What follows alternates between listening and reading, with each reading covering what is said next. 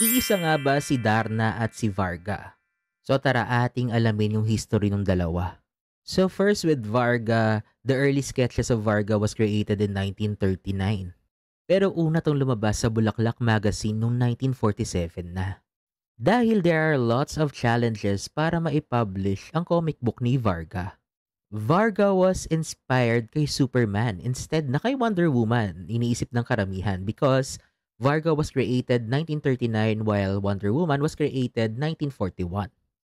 Ang konseptong ito ay ginawa ni Mars Ravelo dahil nasa isip niya ang Amerika ay isang lalaki at ang Pilipinas ay isang babae. Now, bakit nga ba naging Darna si Varga?